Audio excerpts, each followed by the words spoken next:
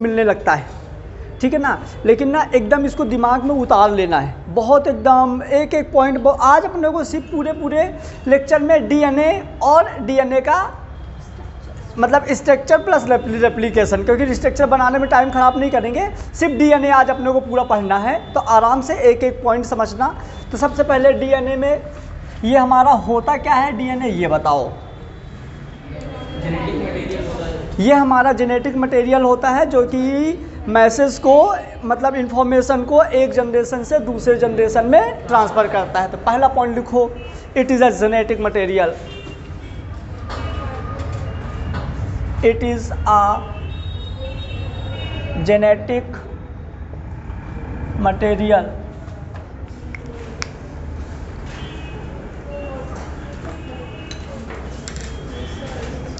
It is a genetic material.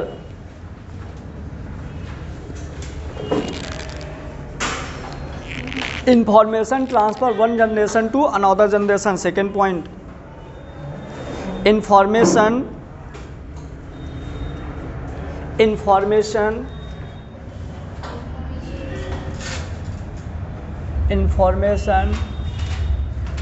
transfer to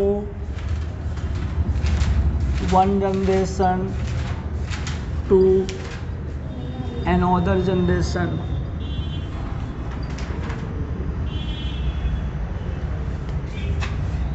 transfer की जगह आप कैरी भी बोल सकते हो, ठीक है, मतलब कि कैरी करके एक जनरेशन से दूसरी जनरेशन में ले जाएगा, वो हमारा कहलाएगा डीएनए।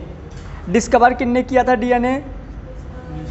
पस सेल में डिस्कवर किया गया था ना सबसे पहले, है ना, पस के न्यूक्लिक एसिड में। तो लिख दो मिस्चर ने डिस्कवर किया था, मिस्चर ने डिस्कवर किया था सबसे पहले।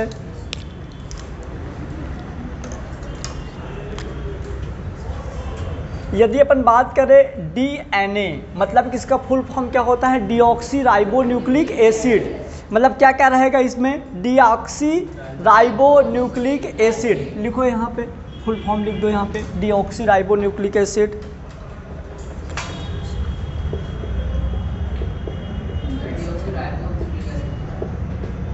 Pentose sugar, N2 base, pentose sugar N2 base plus deoxyribose, pentose sugar N2 base deoxyribose.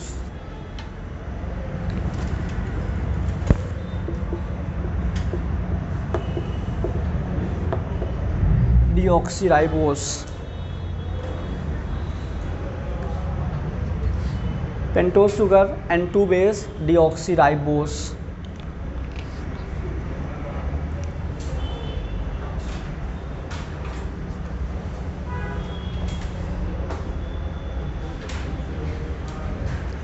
लिख दिया।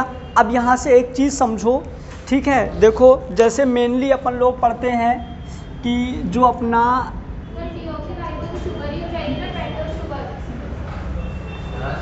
डीऑक्सीराइबोस लिखो, बस डीऑक्सीराइबोस शुगर मत लिखो, सिर्फ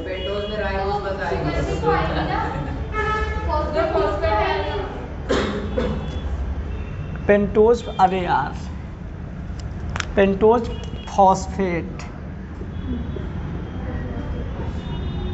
pentose phosphate N2 base deoxyribose, ऐसे। अब इधर देखो, जैसे यदि अपन बात करें डीएनए, है ना, मतलब यहाँ पे अब अपने को ये समझना है मेनली जो अपना राइबोज है, डीऑक्सीराइबोस, मोनोराइबोस, डाईराइबोस, ये छोड़ो। अभी अपने को बताओ कि ये जो राइबोज है ये क्यों यूज होता है यहाँ पे। जैसे यदि अपन और एकदम और यदि बेसिक पे बात करें तो यदि जैसे अपना कहीं डीएनए है और कहीं आरएनए है, इन दोनों का मिक्सअप मतलब यदि दोनों का अपन मिक्सचर बात करते हैं तो इन दोनों का मिक्सचर हो जाएगा न्यूक्लिक एसिड, है ना। दोनों का यदि हम एक साथ बात करेंगे तो ये दोनों हो जाएंगे न्यूक्लिक एसिड। अब मेरे को ये बताओ, यदि इन दोनों का एक साथ हम फंक्शन बोले कि हमारे न्यूक्लिक एसिड का फंक्शन क्या है, तो हम सेम फंक्शन बोल सकते हैं, इंफॉर्मेशन ट्रांसफ़र, है ना, one generation to another generation, मतलब कि जो इन्फॉर्मेशन ट्रांसफ़र होता है एक जनरेशन से दूसरी जनरेशन में ट्रांसफ़र होता है, ये हमारा काम होता है न्यूक्लिक एसिड का। अब उसके अंदर कैसे क्या होता है ट्रांसफ़र, वो हम बाद में देखेंगे। जैसे मान लो अपन यदि बात करें, एक चीज़ समझना ध्यान से, कि जैसे मान लो कि अपन पहले बच्चा था, मतलब छोटा सा बच्चा था, उसके अंदर जैसे मान लो कि कोई एक प्रोटीन था एंटीबॉडी बनाने वाला। जैसे मान लो कोई बच्चा था, यदि वो 1 साल का था, कोई बच्चा 1 साल का था, उसकी बॉडी में एक प्रोटीन था जो कि क्या बनाएगा, एंटीबॉडी। क्या बनाएगा, जो मैं बोल रहा हूँ बहुत ध्यान से समझना, अभी मज़ा आएगा, एक नई चीज़ निकल के आने वाली है। मैं क्या बोल रहा हूँ, प्रोटीन था जो कि बनाएगा एंटीबॉडी। ये एंटीबॉडी वही वाली एंटीबॉडी होगी जो उसके पेरेंट्स में थी। वही एंटीबॉडी ना, गम दे, अपने पेरेंट्स में भी है, अपने में भी है। मतलब कि क्या कर रहा है कि information transfer one generation to another generation. मतलब हम यहाँ पे जो प्रोटीन ले रहे हैं, वैसे तो बहुत सारी वैरायटीज़ होती है, लेकिन हम वो वाला प्रोटीन ले रहे हैं जो एंटीबॉडी बनाती है। क्लियर? अब समझना, ये वाली एंटीबॉडी हमारे पेरेंट्स में भी है और हम पे भी ये वाली एंटीबॉडी है, लेकिन ये एंटीबॉडी जो है किससे मिलके बन रही है, प्रोटीन से। किससे मिलके बन रही है?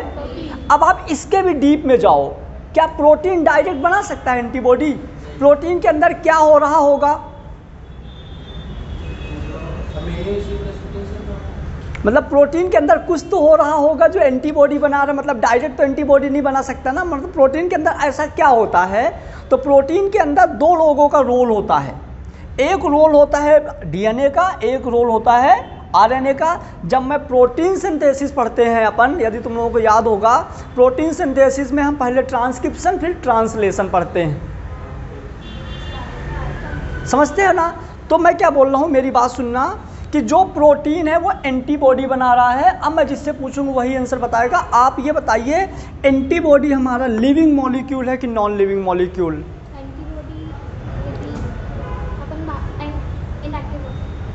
मेरा क्वेश्चन क्या है? एंटीबॉडी नॉन लिविंग होता है। आप बताइए, ठीक है। अब यदि मैंने बोल दिया डीएनए से हम बना रहे हैं, डीएनए की हेल्प से बना रहे हैं एंटीबॉडी। किससे बना रहे हैं? डीएनए की हेल्प से एंटीबॉडी। अब मेरा क्वेश्चन यह है कि जो हमारा डीएनए है ये लिविंग मॉलिक्यूल है कि नॉन लिविंग मॉलिक्यूल है? समझ रहे हो ना, मेरी बात से ध्यान से सुनना। जो एंटीबॉडी है वो हमारा फाइनल प्रोडक्ट है। यदि आप और अच्छे से जाओ तो एंटीबॉडी तो पढ़ा दिया हूँ ना यार। जैसे मान लो कि ग्लोब्यूलिन प्रोटीन में मॉडिफाइड होता है, ग्लोब्यूलिन प्रोटीन का ही फॉर्म होता है गम दे, 5 एंटीबॉडी बनती हैं। तो हम जब सबका अलग अलग नाम ना लिख के एक साथ लिख दिए एंटीबॉडी, सबका अलग अलग ना लिख के मैंने एक साथ लिख दिया कि ग्लोब्यूलिन प्रोटीन एंटीबॉडी बनाती है। एक और प्रोटीन बताए थे एल्बुमिन, क्या मेंटेन करता था वो? Blood chloride osmotic pressure. तो मेरा क्वेश्चन ये है कि ये जो प्रोटीन है, प्रोटीन एंटीबॉडी बना रही है, मतलब कि प्रोटीन के अंदर क्या है? डीएनए, आरएनए, बहुत सारे मतलब मैसेज, मतलब उसके कोडोन, अमीनो एसिड, ये सारी चीज़ें प्रोटीन के अंदर है। तो ये हमारा डीएनए क्या बनाता है? एंटीबॉडी। अब क्वेश्चन ये है कि एंटीबॉडी लिविंग मॉलिक्यूल है कि नॉन लिविंग मॉलिक्यूल्स? पहले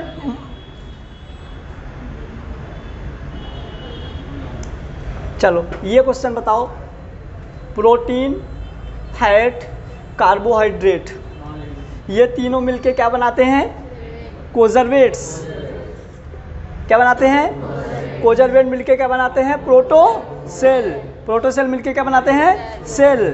तो ये हमारे तो नॉन लिविंग है, ये तो क्लियर है ना भाई, ये नॉन लिविंग है। प्रोटीन, फैट, कार्बोहाइड्रेट, ये क्या होते हैं? नॉन लिविंग होते हैं। और नॉन लिविंग से क्या बनाता है? कोजरवेट्स। 5% ये लिविंग है, यहाँ फीलिंग आया था कि 5% लिविंग है। क्लियर? तो अभी तुम लोग बता रहे थे ना कि नॉन लिविंग, लेकिन श्योर नहीं थे ना 100%, ऐसा कंफ्यूज में थे कि हो सकता है लिविंग अभी हो। क्लियर हुआ था? क्लियर नहीं था तो कोई बात नहीं। आओ, ये प्रोटीन से क्या बना है? एंटीबॉडी। मतलब प्रोटीन हमारा क्या होता है? नॉन लिविंग प्रोटीन क्या होता है? Confirm non living 100%। प्रोटीन क्या होता है? Non living. प्रोटीन के अंदर डीएनए है तो फिर डीएनए क्या होगा हमारा? बोलो।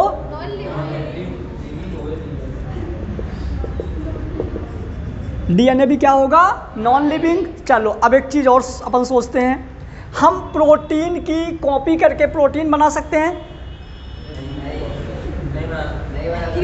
क्लियर है ना? या तो प्रोटीन को आगे कर मतलब आगे चल के प्रोटीन की मतलब क्या बोलते हो उसका डिराइव फॉर्म बनाओगे कॉम्प्लेक्स प्रोटीन, या प्रोटीन को तोड़ोगे तो क्या बना लोगे?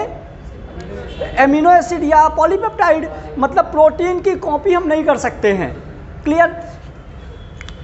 अब समझना एक नई चीज़ मैं ये बता रहा हूँ कि जो हमारा डीएनए है, यदि मैं किसी की कॉपी करके, जैसे हमारे पेरेंट्स की कॉपी है हम, मतलब लिविंग से हम बने, मतलब हम उनके कॉपी है, हमसे हमारे मतलब ऑफस्प्रिंग आएंगे, मतलब वो हमारे कॉपी हैं, मतलब कि हमारी बॉडी में एक ऐसा डीएनए ही सिंगल मॉलिक्यूल्स होता है जो लिविंग होता है। अब बहुत बार एग्जाम में आता है क्योंकि डीएनए रेप्लिकेशन से डीएनए बनता है, बनाया जा सकता है। डीएनए रेप्लिकेशन क्या होता है? डीएनए से डीएनए। अनजिपिंग को वो सेमी कंजर्वेटिव मेथड अभी मैं पढ़ाऊंगा। क्लियर? तो याद रखिएगा, पहला जो मेन पॉइंट है वो एग्जाम में बहुत बार आता है, इसको लिख दो।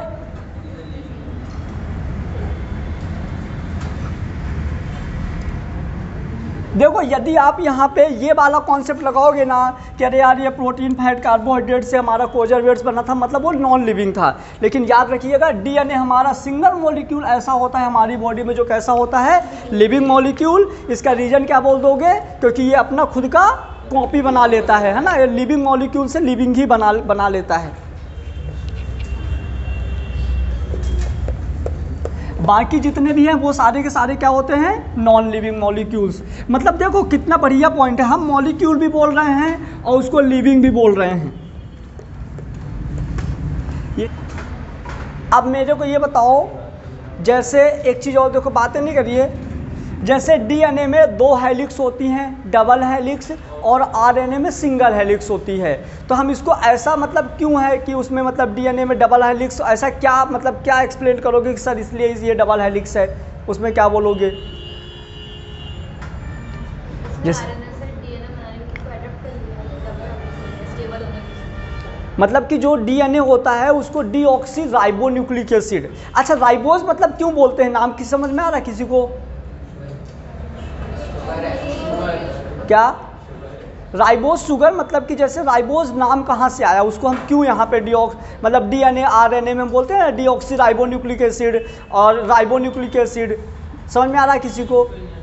नहीं आ रहा तो सुनो मेरी बात। आप लोगों को एक सेलुलर ऑर्गेनल्स है राइबोसोम, पता है? जो प्रोकैरियोट और यूकैरियोट दोनों में पाया जाता है ना? ये अपना जो चाहे आप कोई सी भी सेल ले लो, राइबोसोम जो होता है ये लेयरलेस होता है, इसमें लेयर अब्सेंट होती है ना, मतलब सिंगल लेयर भी नहीं होता, इसमें कोई लेयर ही नहीं होती है। ऐसा ऑर्गेनल्स है इसमें लेयर नहीं होती। अब ये बताओ, जैसे मान लो कोई भी चीज़ है, यदि उसके अंदर लेयर नहीं है तो आप कैसे सेलुलर ऑर्गेनल्स बोल पाओगे? समझना मेरी बात, जो मैं बता रहा हूँ ध्यान से समझना। जैसे आपके पास मतलब कोई भी ऐसे पाउडर टाइप का, जैसे प्रोटीन है मान लो पाउडर टाइप का है, उसको आप किसी थैली में पैक नहीं करोगे, जोड़ोगे नहीं, तो कैसे स्टेबल रहेगा? समझ रहे हो मैं क्या बता रहा हूँ? मैं सिर्फ तुम लोगों का डीऑक्सी राइबोन्यूक्लिक एसिड और राइबोन्यूक्लिक एसिड का जो राइबोज वर्ड आता है ना, वो क्लियर करना चाहता हूँ। हमको पता है किसी का क्लियर नहीं है। समझ क्लियर है? नहीं क्लियर है किसी का? अपन बस पढ़े हैं ना ribonucleic acid, deoxy ribonucleic acid, तो न्यूक्लिक एसिड पता है, N2 बेस पता है, पेंटोज फॉस्फेट पता है, सब पता है, लेकिन हम राइबोज वर्ड को छोड़ देते हैं।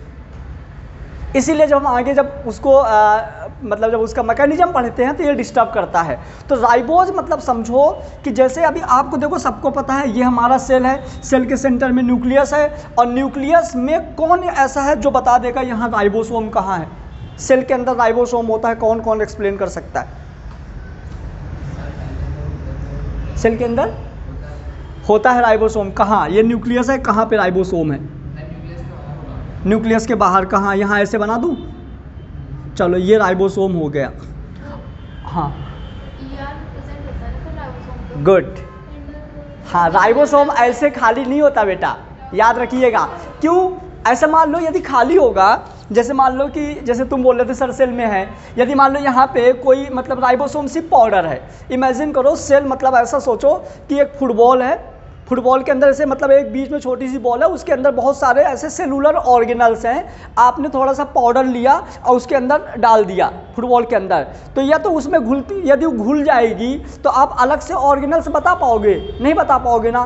तो राइबोसोम का जो रियल पोजीशन होता है सेल के अंदर, हाँ, जैसे मान लो ये एंडोप्लाज्मिक रेटिकुलम है, एंडोप्लाज्मिक रेटिकुलम के यहाँ पे सरफेस में चिपका होता है,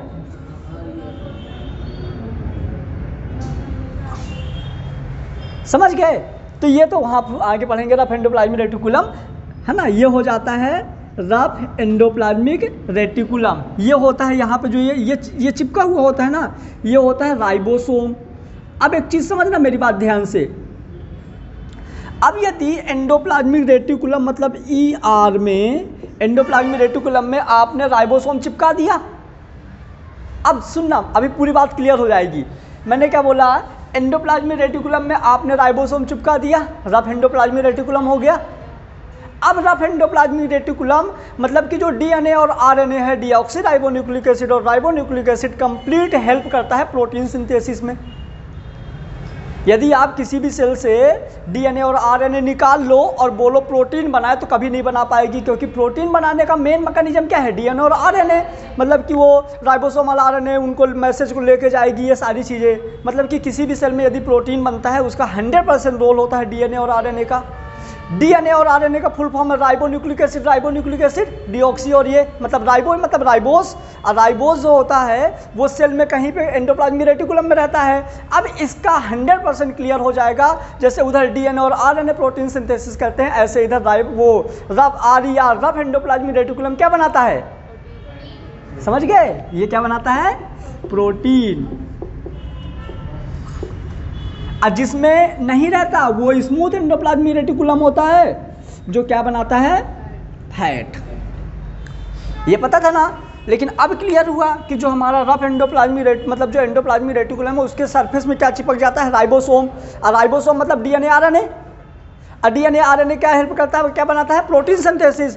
तो हम सेल बायोलॉजी में डायरेक्ट यहाँ याद कर लेते हैं कि RER जो होता है प्रोटीन बनाता है, लेकिन रियल में जो हमारा DNA और RNA का राइबोस था, वो कहाँ से आया था? राइबोसोम से। कहाँ से आया?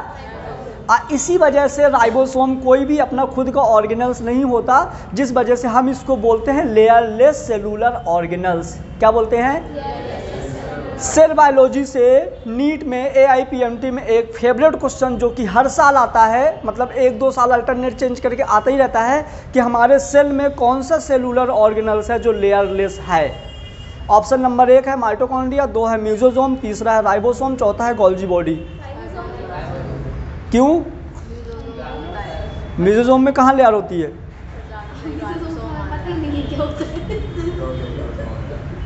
प्रोकैरियोटिक सेल नहीं पढ़ा क्या? अंतर डिफरेंस प्रोकैरियोटिक यूकैरियोटिक में पढ़ा होगा ना? प्रोकैरियोटिक सेल पढ़े हो ना? प्रोकैरियोटिक यूकैरियोटिक 9th में। तो प्रोकैरियोटिक में एनर्जी कौन स्टोर करता है? चलो अभी आ जाएगा, कोई नहीं अभी पढ़ाओ। मेरे को लगा 9th में तुम लोग पढ़े होगे ये प्रोकैरियोटिक यूकैरियोटिक में डिफरेंस। चलो मेरा मेन काम ये तुम लोगों को बताना था कि DNA RNA में जो डीऑक्सी राइबोन्यूक्लिक एसिड और राइबोन्यूक्लिक एसिड होता है वो रियल में कैसे आया। समझ में आ गया ना? बाकी तो नितेश ने सारे पॉइंट लिखाई दिया है।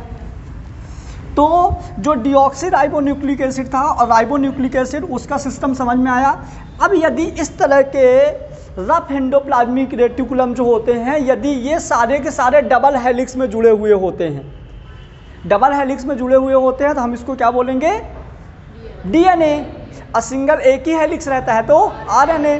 अब याद रखिएगा मैं क्या बोला था एक बात, कि ये यूकैरियोटिक और प्रोकैरियोटिक दोनों में होता है।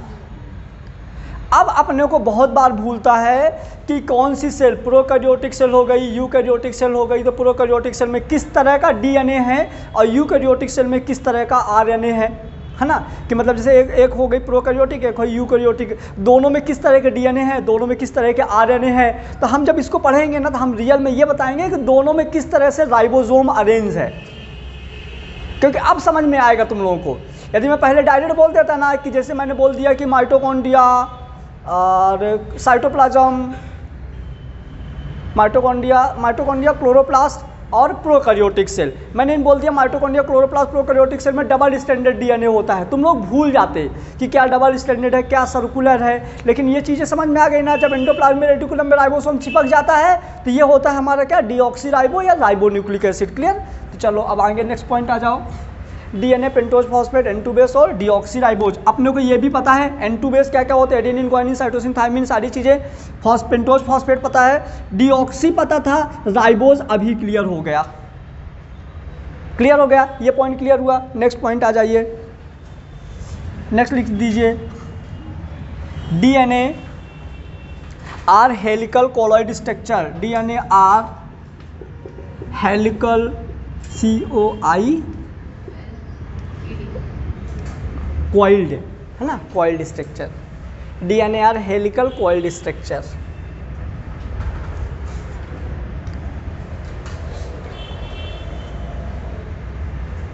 अब एक चीज और सुनो, जो पेंटोज फॉस्फेट होता है इसको हम डीएनए के रीढ़ की हड्डी बोलते हैं।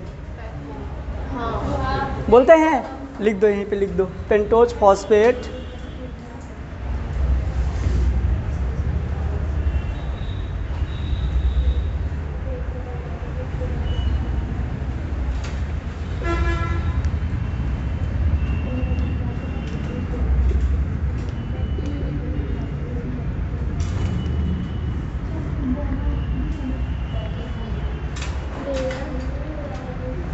Railing of ladder, railing of ladder, pentose phosphate.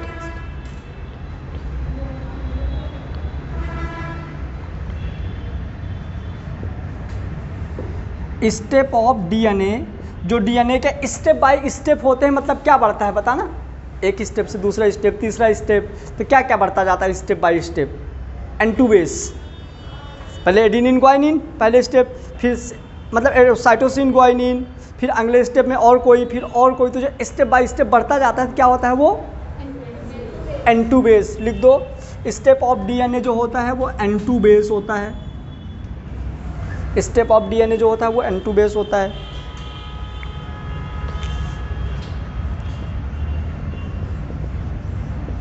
Distance between 2 step कितना होता है वो साहब बताइए। 2 स्टेप मतलब समझ रहे हो ना, देखो ना, ये जैसा होता है ना, ये तो यहाँ क्या होता है, एडिनिन होगा तो थायमिन होगा, ग्वाइनिन होगा तो साइटोसिन होगा, साइटोसिन होगा तो ग्वाइनिन होगा। तो ये स्टेप है, पहला स्टेप, दूसरा स्टेप, तीसरा स्टेप। तो ये जो स्टेप होता है ये क्या होते हैं, N2 बेस होते हैं, N2 बेस होते हैं। और एक स्टेप से जब हम दूसरे स्टेप में जाते हैं तो ये डिस्टेंस क्या होती है, 3.4 एंगस्ट्रॉम। लिख दो, डिस्टेंस बिटवीन 2 स्टेप 3.4 एंगस्ट्रॉम होता है।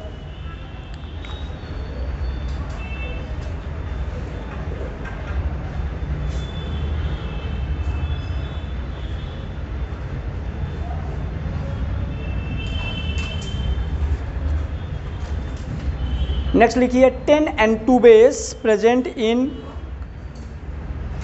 सर N2 बेस 10 ही क्यों रहते हैं, ज़्यादा क्यों नहीं? क्या N2 बेस 10 क्यों लेते हैं और बड़ा क्यों नहीं करते? वो एक हेलिक्स कंप्लीट हो जाता है, मतलब उसकी एक रोलिंग पूरी हो जाती है। जैसे 10 होते हैं ना, तो एक रोलिंग पूरी हो जाती है। लिखो 10 N2 base, 10 N2 base complete, 10 N2 base, sorry 10 N2 base present in one का, 10 N2 base present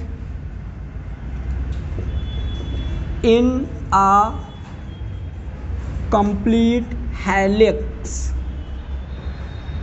10 N2 base present in a complete helix. एक हेलिक्स में कितने N2 बेस रहते हैं, 10। सुनो, ऐसा ये रियल में ऐसा नहीं, ये मतलब ऐसा घूम रहा होता है, समझ रहे हो ना, मतलब ऐसे पूरा है ये ऐसे इधर से बस नहीं है, ये एकदम पूरा घूमता है ऐसे। तो अब देखो एक हेलिक्स की लेंथ कितनी हो जाएगी, इन दोनों के बीच की 3.4 एंगस्ट्रॉम है और इस तरह से 10 हैं, तो पूरे हेलिक्स कितनी हो जाएगी 10। तो इसका टोटल हो जाएगा 3.4 इंटू 10 मतलब कि 34 एंगस्ट्रॉम।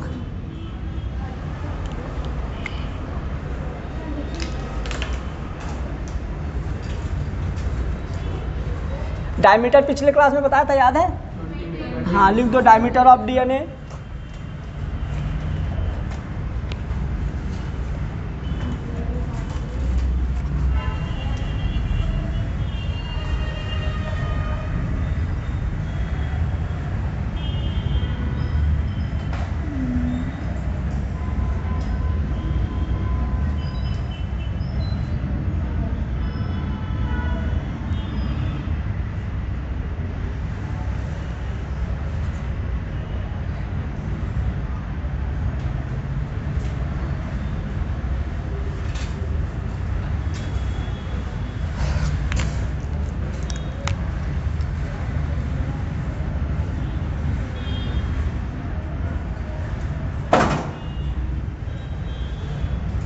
क्यों गिरा रहे हो?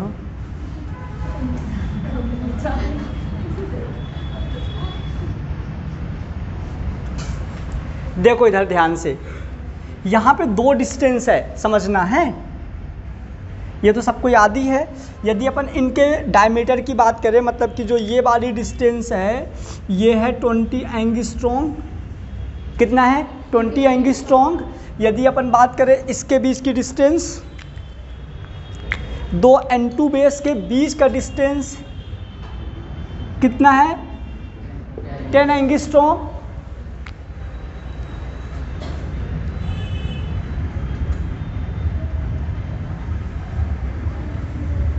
वो बराबर बनाना है ना, बॉन्ड की भी लेंथ बताना है ना।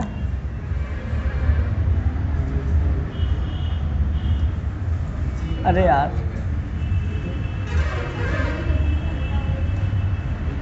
अच्छा ये बताओ, ये कौन से बॉन्ड से जुड़े हुए हैं? इनकी कितनी होती बॉन्ड लेंथ?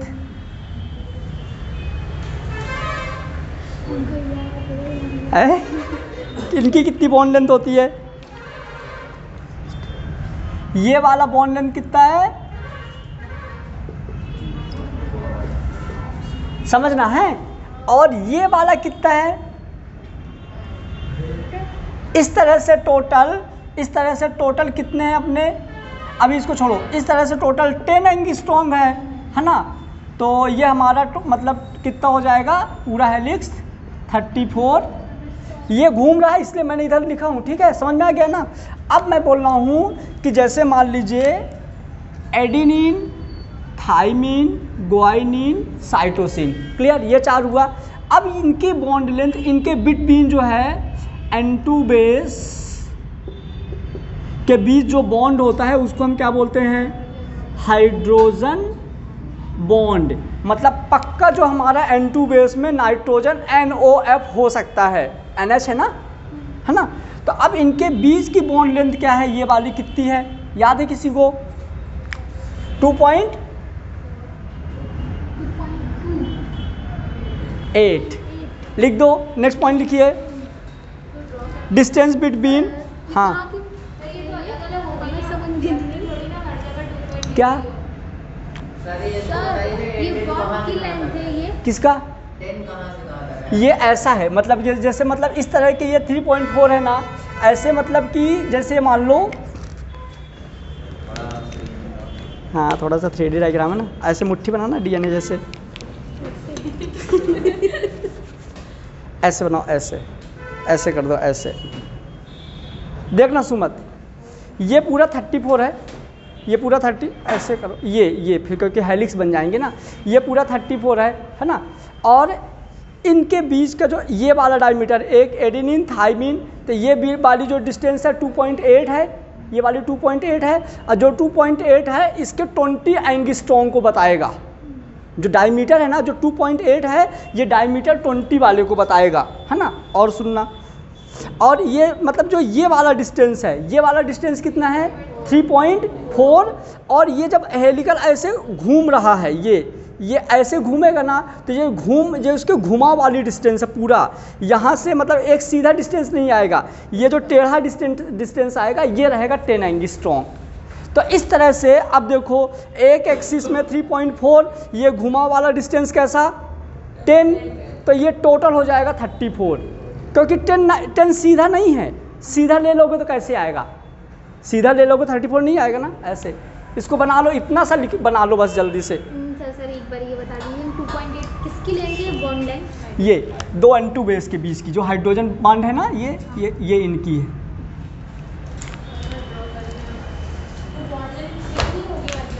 क्या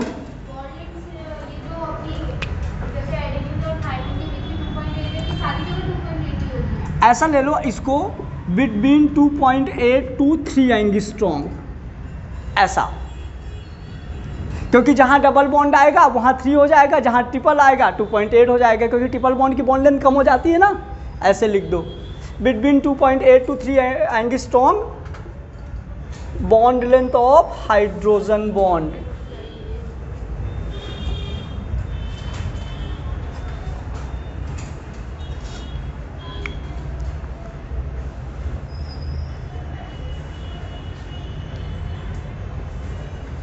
अच्छा, वो जब घूमता है तो एक एंगल भी बनता होगा ना,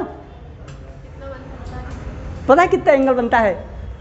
जैसे अभी मैंने दिखा ना, एक सेकंड देखो, अभी मैंने क्या बताया था कि ये जो लेंथ है, बॉन्ड लेंथ है, वो सीधा मतलब सीधा नहीं है, ऐसे टेढ़ा है, बताए थे ना। तो ये बताओ यदि टेढ़ा बनेगा तो यहाँ से बॉन्ड एंगल भी तो बनेगा, कुछ नहीं बनेगा बॉन्ड एंगल, तो ये बॉन्ड एंगल 51 डिग्री सेंटीग्रेड होता है। लिखो 51 डिग्री सेंटीग्रेड बोल रहा हूँ 51 लिखो।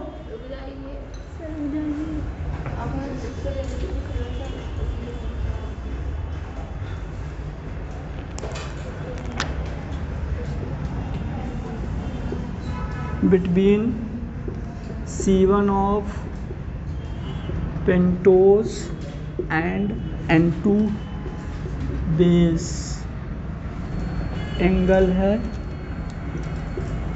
51 डिग्री। पेंटोज के C1 और N2 बेस के बीच जो बॉन्ड एंगल है वो है 51।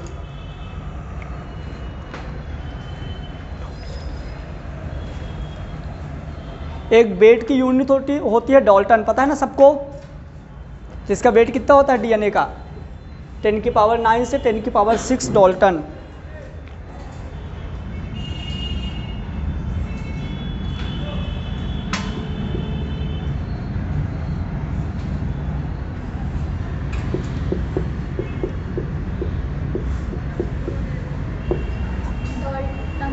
डाल्टन बहुत छोटी यूनिट होती है।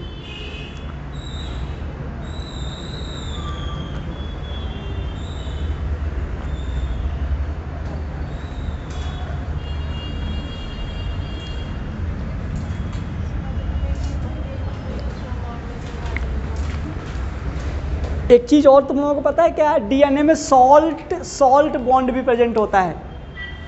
सॉल्ट बॉन्ड पता है? नहीं पता? सुनो, जब न्यूक्लियस के अंदर जो डीएनए होता है ना, डीएनए हिस्टोन मतलब हिस्टोन प्रोटीन से जुड़ा होता है, ये पता है क्या? तो जो मतलब डीएनए और हिस्टोन का जो बॉन्डिंग होता है वो सॉल्ट बॉन्ड होता है। लिख दो, between DNA and histone salt bond होता है इन न्यूक्लियस।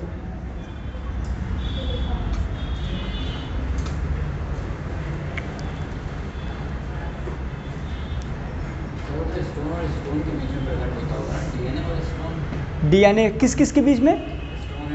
हिस्टोन और हिस्टोन तो सिंपल पेप्टाइड बॉन्ड से जुड़ते जाएंगे ना। हिस्टोन प्रोटीन है ना, वो पेप्टाइड से जुड़ेगी, वो डीएनए और हिस्टोन के बीच जब अलग आ जाते हैं।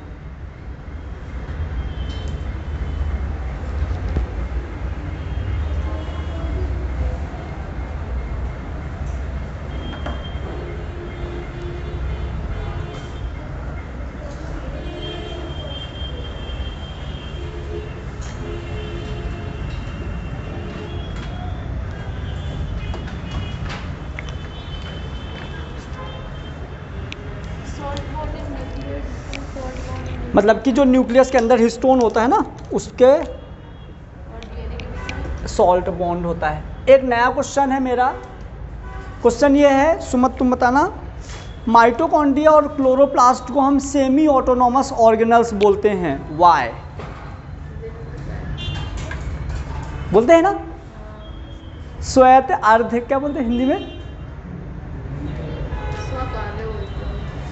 क्यों बोलते हैं बताओ, तुमको पता है, तुमको बताओ, अपना मेंटेनेंस खुद कर सकता है। और अच्छे से बताओ ना, सुनो मेरी बात ध्यान से बता रहा हूँ।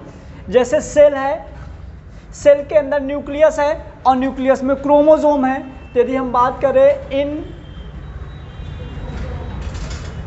क्रोमोसोम, तो इसमें पाया जाता है लीनियर डीएनए। ये क्रोमोसोम कहाँ होता है? न्यूक्लियस में। क्लियर? कौन सा होता है हमारा? Linear DNA. और डीएनए मतलब अपने सेल का पूरा मैनेजमेंट जो भी है, तो सब कौन, जैसे मैंने बोला अपनी मतलब किसी भी सेल का जो मैनेजमेंट है कौन करता है? न्यूक्लियस। लेकिन रियल में न्यूक्लियस के अंदर जो क्रोमोसोम में जो डीएनए है ना, रियल में डीएनए मैनेजमेंट करता है। क्लियर? अब यदि मैंने क्या बोला, अपने एक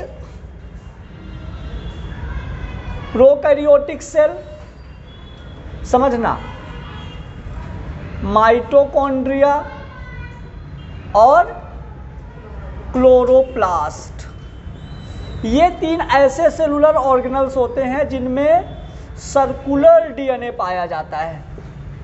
क्या पाया जाता है? Circular DNA.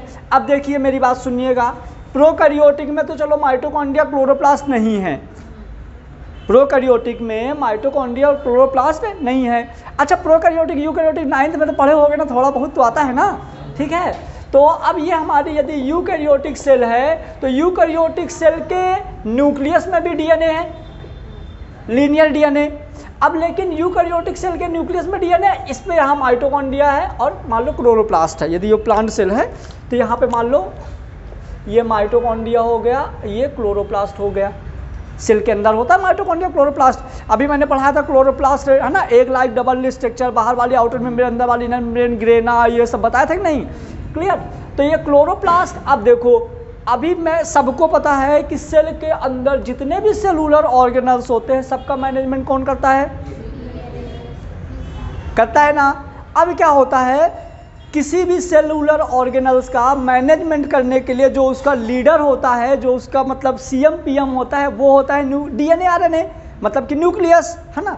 तो अब यहाँ पे जो जैसे मान लो पीएम मतलब कि मोदी, मतलब न्यूक्लियस, डीएनए आरएनए मतलब नरेंद्र मोदी, नहीं, पीएम मतलब ये हो गया, न्यूक्लियस मतलब हो गया पीएम।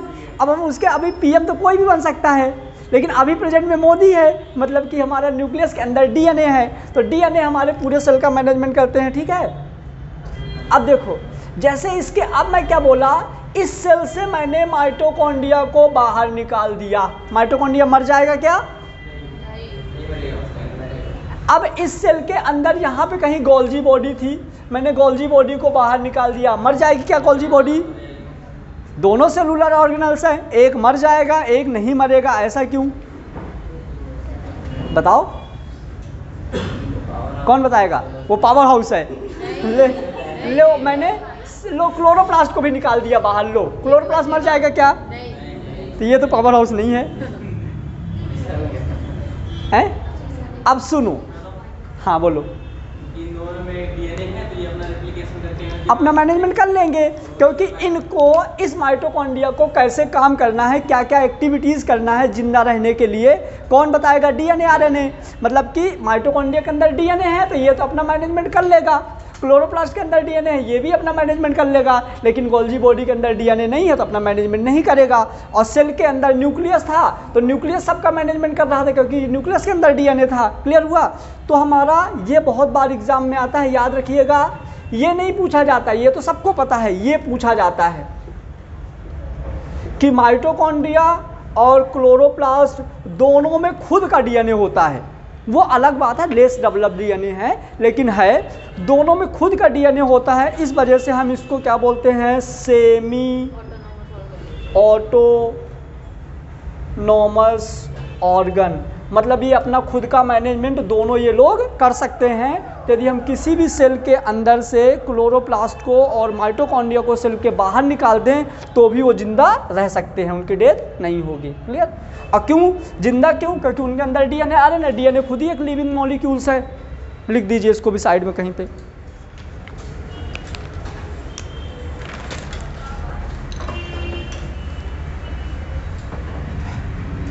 हाँ हाँ, खुद में खुद अपना एक्टिविटी कर लेता है।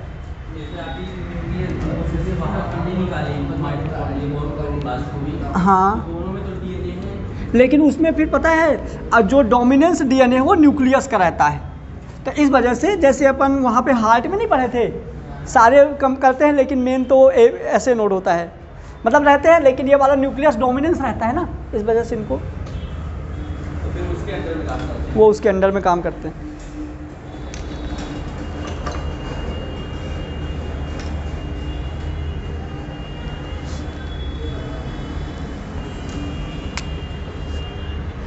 यहाँ भी एक लिख देना, हाई 174 बैक्टीरियोफेज। आया था क्या इस बार? कौन सा टाइप, किस टाइप्स का डीएनए यहाँ पाया जाता है? Single standard circular DNA. लिख देना हाई इंटू 174। हाँ, ये इसका वो है, बैक्टीरियोफेज का नाम है, ऐसे लिखते हैं हाई। इसमें होता है सिंगल स्टैंडर्ड सर्कुलर डीएनए।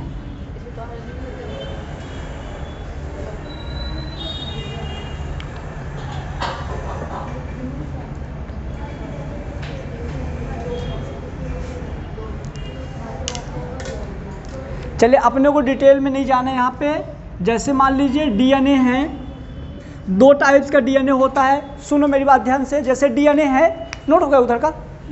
कर लो, पहले कर लो।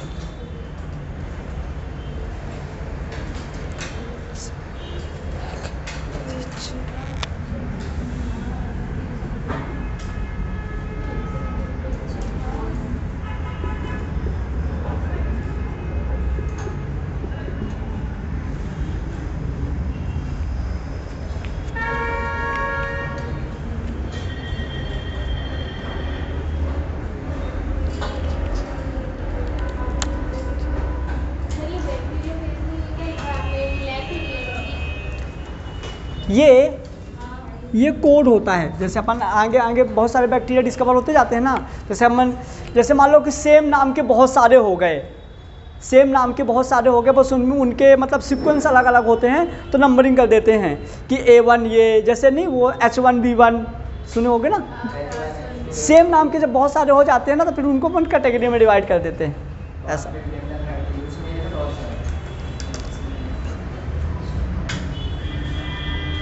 नोट हो गया? चलो अपन अब हेडिंग, ऐसे छोटी सी हेडिंग डाल दो, टाइप्स ऑफ डीएनए। उतना इम्पोर्टेंट नहीं है लेकिन थोड़ी सी पता होनी चाहिए।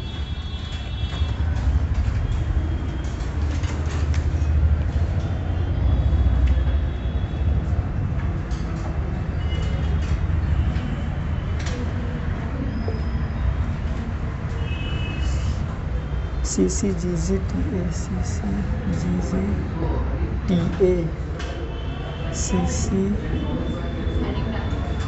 देखो इधर अपन अब देखेंगे डीएनए के टाइप, है ना। इधर देखो अपन देखते हैं डीएनए के टाइप। तो टाइप में क्या होता है कि दो अलग अलग साइंटिस्ट थे। एक साइंटिस्ट था वैटसन एंड क्रिक, दूसरे थे रिच। इन्होंने क्या देखा, दोनों ने अलग अलग बताया। जैसे ये डीएनए पूरा, इमेजिन करो ये पूरा डीएनए का हेलिक्स ऐसे घूम रहा है ना, ये घूम रहा है ना। तो उन्होंने देखा कि जो डीएनए मतलब ऐसे एंटी क्लॉकवाइज घूम रहा था, एक ने देखा क्लॉकवाइज घूम रहा था। तो जो एंटी क्लॉकवाइज था उसको किसने देखा? इन्होंने देखा कि डीएनए एंटी क्लॉकवाइज घूम रहे थे, ये इसके पीछे खड़े थे, तो इनने बोला डीएनए। अब यदि इनने देखा कि डीएनए एंटी क्लॉकवाइज, मतलब पहले इनने देखा, ये पीछे खड़े थे तो पहले, बाद में इनने देखा। तो जैसे ABCD पूरा लिखा हुआ है ABCD, तो पहले किसने देखा? वॉटसन एंड किट ने पहले देखा तो पहले ए आता है कि जेड, ए आता है ना, तो इन्होंने बोल दिया कि डीएनए जो होता है ए टाइप का होता है, डीएनए जो होता है बी टाइप का होता है, डीएनए जो होता है सी टाइप का होता है, डीएनए जो होता है डी टाइप का होता है। तो इनने बोला भाई रुको तो मेरा भी तो सुन लो, बोले इन्होंने बोला डीएनए जो होता है लो तुम जेड तक जाओगे, एक तो मेरा होगा कम से कम, तो इन्होंने बोला डीएनए जेड टाइप का होता है। ये बहुत स्पीड में जा रहे थे, बोला रुको, उन्होंने पहले बोला लो एक तो आएगा, ये होता है डीएनए जेड टाइप का। लेकिन एग्जाम में क्या पूछा जाता है, जो हम लोग डबल हेलिक्स मॉडल पढ़ते हैं ना, वो मॉडल हमारा होता है C4C बी डीएनए के लिए। इन सब का डायरेक्शन क्या होगा, एंटी क्लॉकवाइज, इसका डायरेक्शन क्या होगा क्लॉकवाइज। क्लॉकवाइज को किसने देखा था, इन्होंने बोला एक चीज़ और कि इन्होंने बोला जो हमारा डीएनए होता है ना तो क्लॉकवाइज तो घूमता है लेकिन डांस करते हुए, मतलब समझ गए ना, है ना। तो इन्होंने बोला जिग जैग, ऐसे क्लियर हुआ समझ। ये तो सीधे जा रहा था, ये लीनियर ही घूम रहा था, तो ऐसा था। बस अपने को इतना याद रखना है कि टाइप्स ऑफ डीएनए में दो टाइप का था, मतलब एक जो एंटी क्लॉकवाइज घूम रहा था, एक क्लॉकवाइज घूम रहा था। ABCD तक जाने दो। यहाँ से जो हमने वॉटसन और क्रिक ने जो डिटेल डिस्क्रिप्शन दिया था, जो भी हमने डायग्राम बनाया था ना, वो किसके लिए था, बी डीएनए। और ये नोट कर लो फटाफट।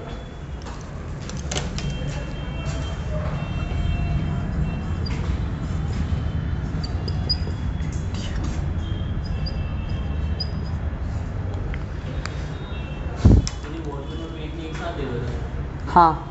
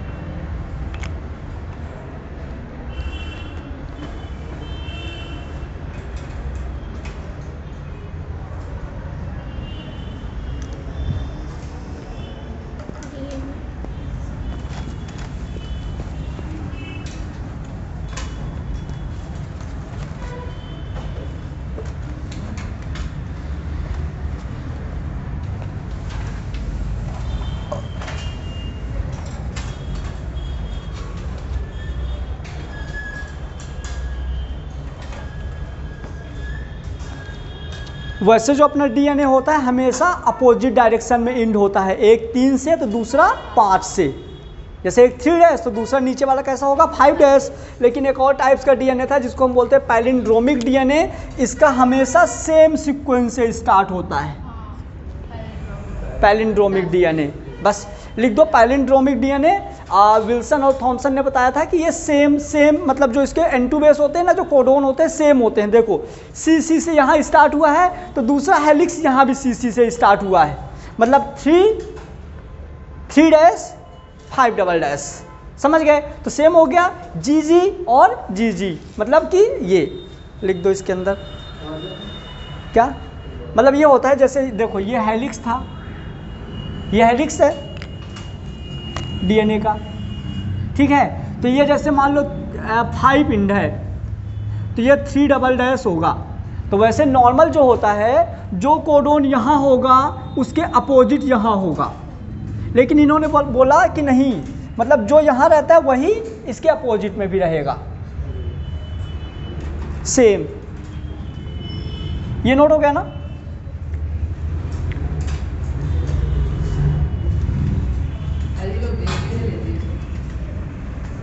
Electron microscope,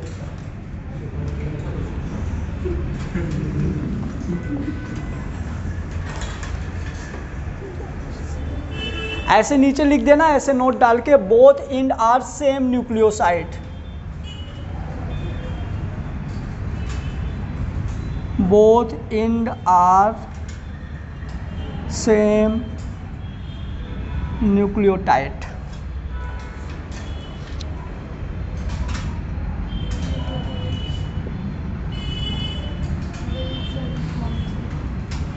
both nucleotide are same both end are same nucleotide sequence.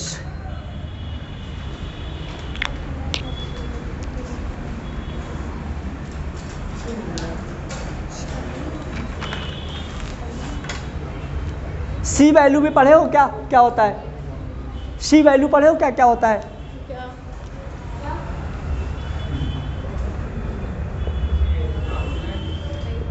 नहीं पता सी वैल्यू क्या होता है?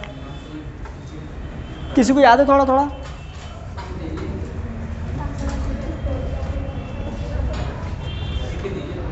हैं? पूरा जो डीएनए होता है, पूरी जो जीन होते हैं ना जीन, उस जीन में कितनी क्वांटिटी डीएनए की है, मतलब डीएनए का वेट कितना है, कितने डाल्टन है, वो सी वैल्यू होता है। ठीक है, तो लिख दो quantity of DNA in gene, quantity of DNA, हाँ जीन में, quantity of DNA in gene, मतलब कि जैसे मान लो कोई ऐसे 5 किलोमीटर का जीन है, उसमें कितने ग्राम कितने डाल्टन डीएनए है, वो उसकी सी वैल्यू कहलाती है।